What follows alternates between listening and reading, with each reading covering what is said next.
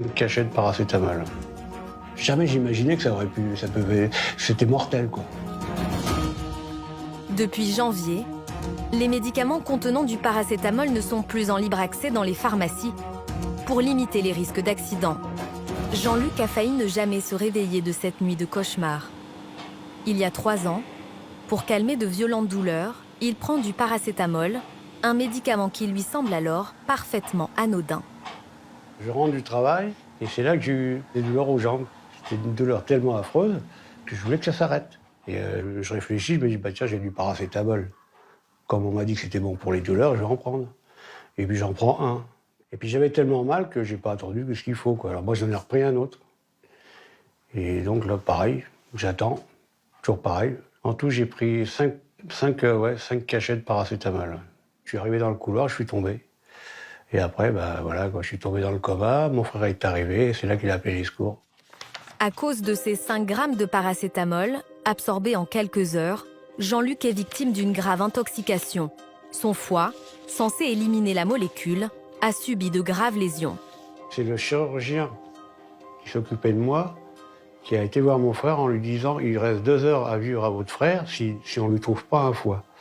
Et en pleine nuit, ils ont trouvé un foie, ils m'ont greffé tout de suite. Et c'est là qu'ils m'ont sauvé. Malgré le compte-rendu de l'hôpital, Jean-Luc a encore beaucoup de mal à réaliser qu'un médicament aussi banal a failli le tuer. Alors, rien que le mot paracétamol, ça me fait froid dans le dos. C'est dans cet hôpital, près de Paris, que Jean-Luc a été opéré en urgence. Dans ce service de réanimation spécialisé dans les greffes de foie, 3 patients viennent d'être admis, tous victimes de graves intoxications au paracétamol. Ce matin, le professeur François Durand évalue avec son équipe l'état de santé d'une patiente arrivée dans la nuit. Donc elle a un foie qui est un peu volumineux.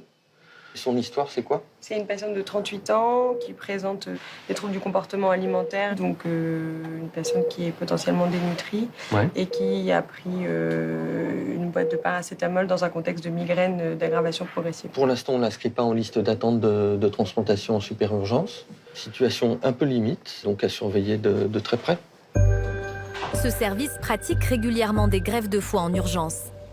Des patients intoxiqués pour avoir dépassé la dose maximale recommandée, entre 3 et 4 grammes par jour, ou parce qu'ils ont pris du paracétamol trop longtemps. On a régulièrement des gens qui prennent du paracétamol de façon prolongée pendant plusieurs jours, à des doses qui sont les doses prescrites par les médecins, de l'ordre de 3 à 4 grammes par jour parfois, et qui arrivent au bout de quelques jours, une semaine, avec une vraie intoxication au paracétamol et une maladie très sévère qui peut parfois évoluer mal.